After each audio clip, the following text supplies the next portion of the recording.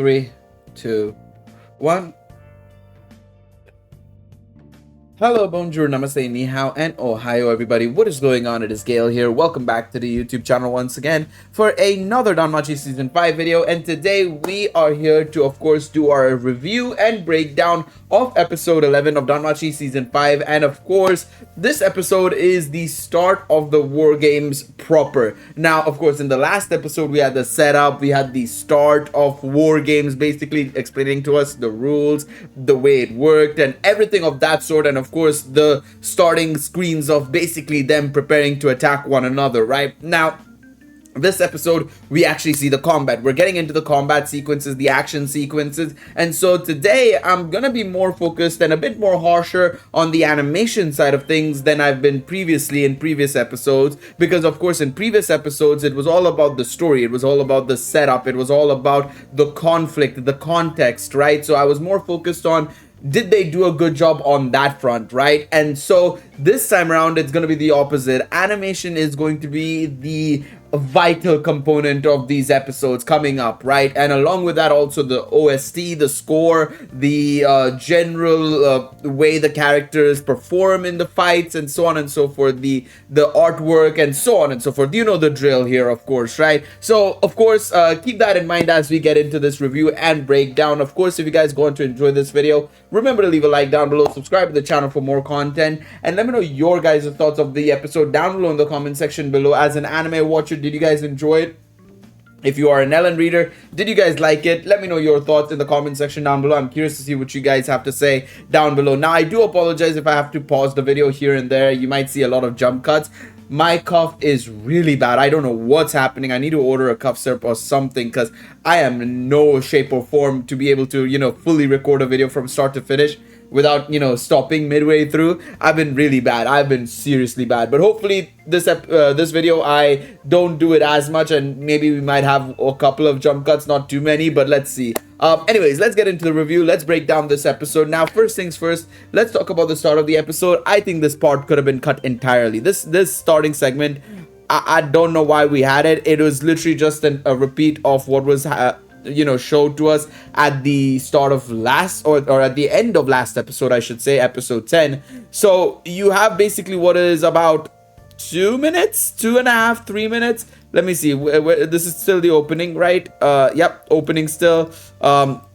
So you have 3 minutes. 3 minutes of effectively content. One being the opening and two being effectively content from the last episode that you can easily have cut. And that could have been given to the rest of this episode, which I think it needed, to be quite honest. At times, I felt this episode felt a little bit rushed.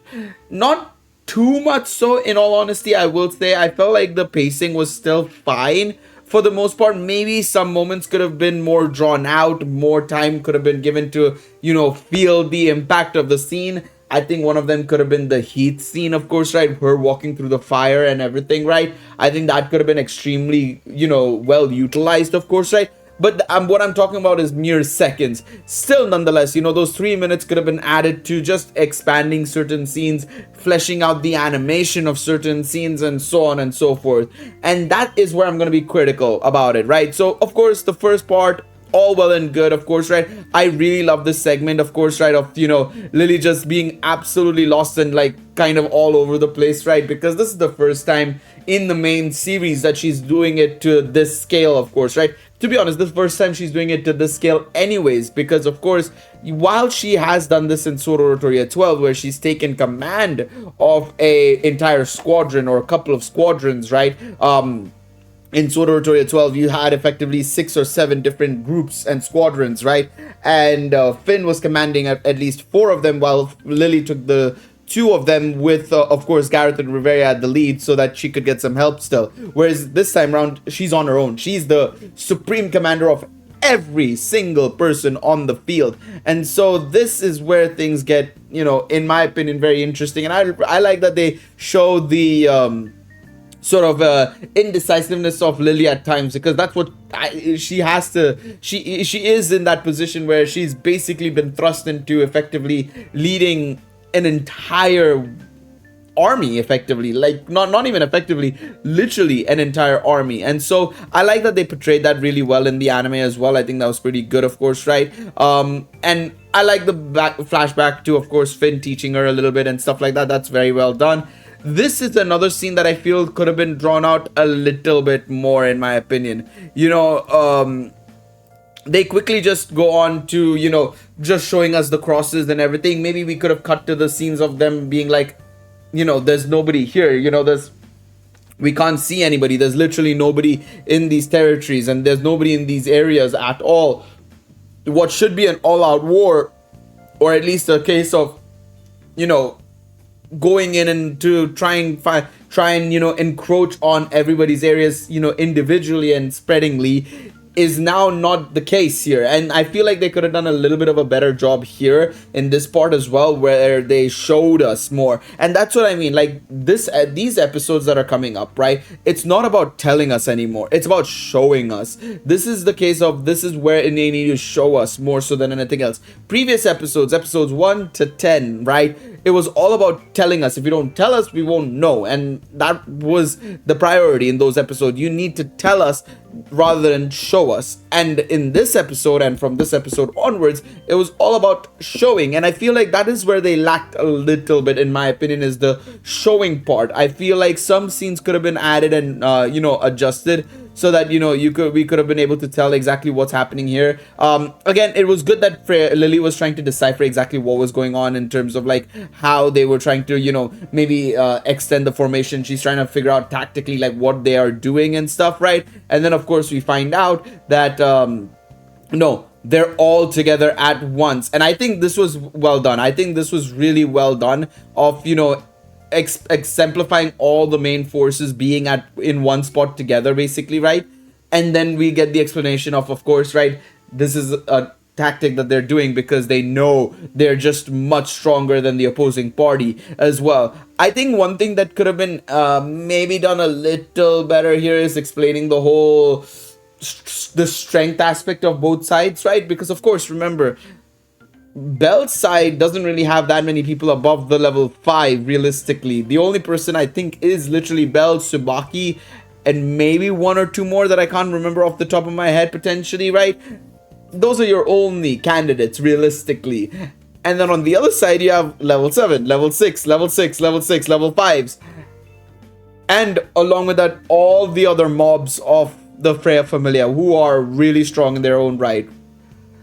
I think they should have been able to maybe describe that a little bit better to explain the strength. Of course, it still works either way because you know that you have Otaral, Allen, and all these guys literally just there. They are more than capable enough of taking on an entire army in itself, right? But still, the whole idea is to, explain to us a little bit more on that front. And that's where maybe the telling part could have been a little bit better as well. But still, very well done. I really enjoy, like this part. I really like the start.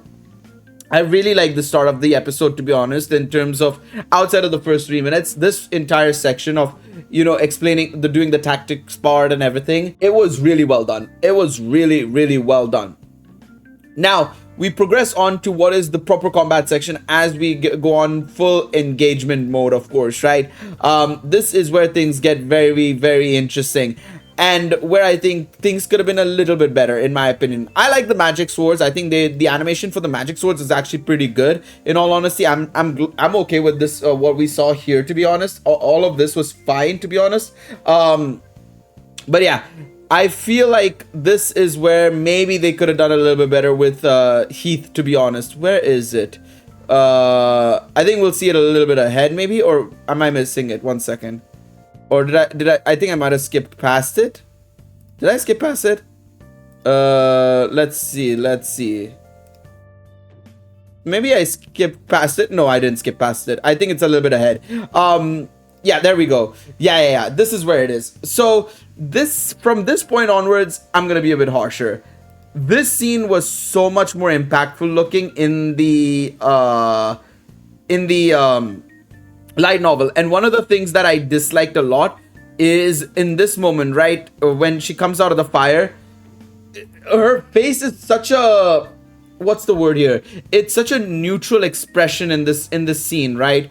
If we go back here, yeah, I'll just put it up as this. It's such a neutral like expression, like it's expressionless, and this is something we complain about eyes having a lot. It's something that has passed on to Heath apparently here. We get to see her rage later on, of course, right? We see her rage later on, but that rage should have been there from when she's in the fire. Like the fire was engulfing her and she's mad. I'll try and see if I can maybe put up a picture of her in the light novel here for you guys to see. But again, some small things, small details like that can make a world of a difference. And I feel like maybe having it a little bit more time in the fire and stuff like that could have been so much better, and it would have been much more impactful as well, showing the capabilities of her auto heal while the fire is still raging around her. I think that would have been amazing. So again, small things that could have been just a lot better, and also just generally expressions, animation quality could have been a little bit better overall. So yeah, that's just my personal opinion on that front, of course, right?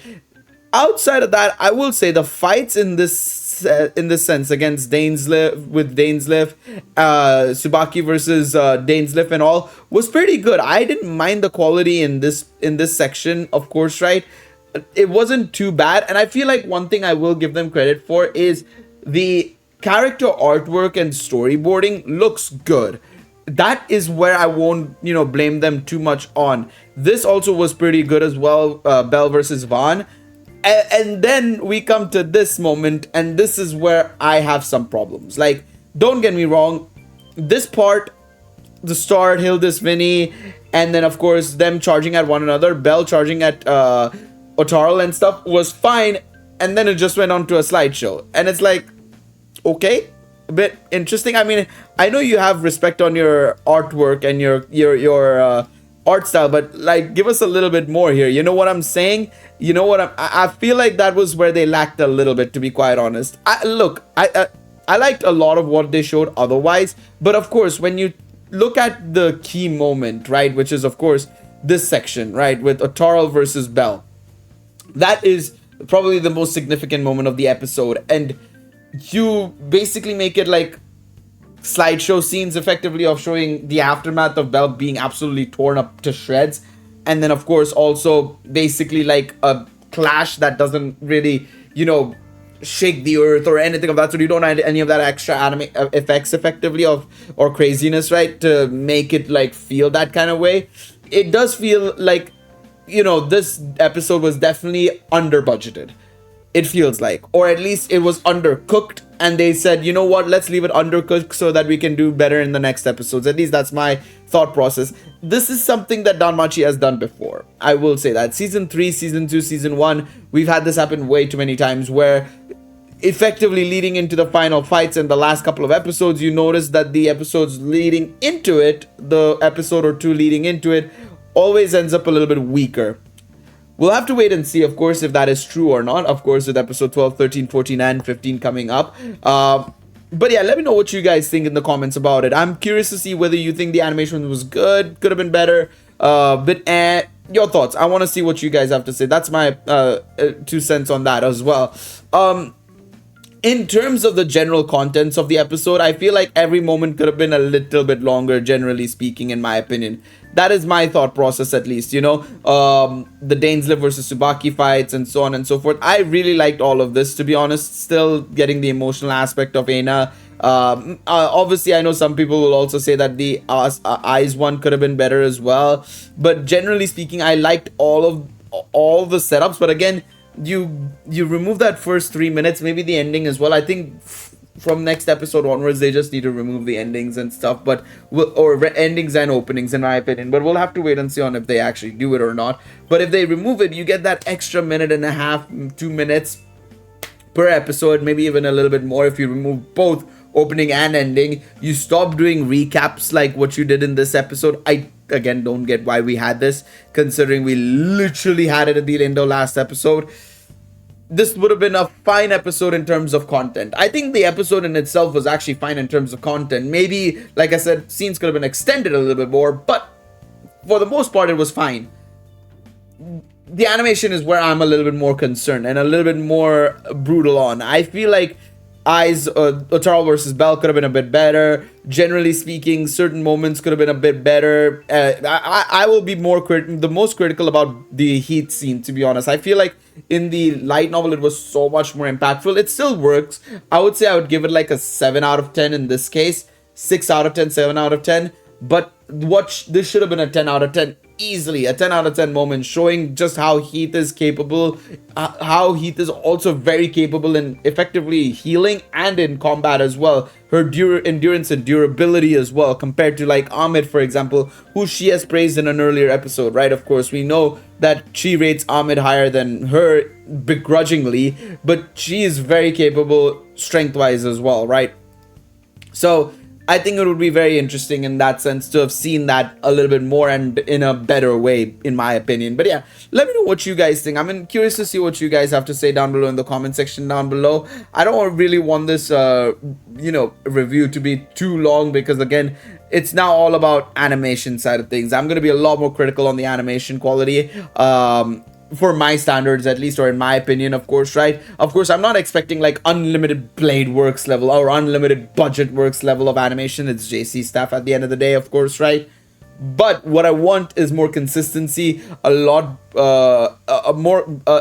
a general higher level of animation that we've seen JC Staff be capable of doing in previous episodes of Danmachi and in other shows they've done as well. And so that is my opinion, and I feel like they could have done a bit better, especially around the mid to end parts, later parts, of course, right, with the fighting scenes and stuff like that. But again, I like the artwork, the general character art, the storyboarding, the content itself, I think is fine.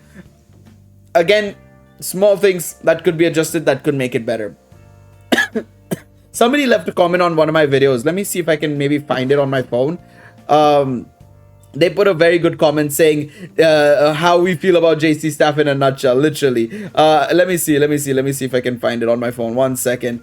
This is like JC Staff's company motto. It could have been a little bit better, and that's exactly what I feel here. It could have been a little better. That's just how I feel in this episode as well. It could have been a little better. But yeah, let me know what you guys think in the comments. Thank you guys so much for watching. Leave a like if you enjoyed it. Subscribe to the channel. All that sort of good stuff. And I'll catch you guys in the next one. Take it easy, everybody. Bye-bye.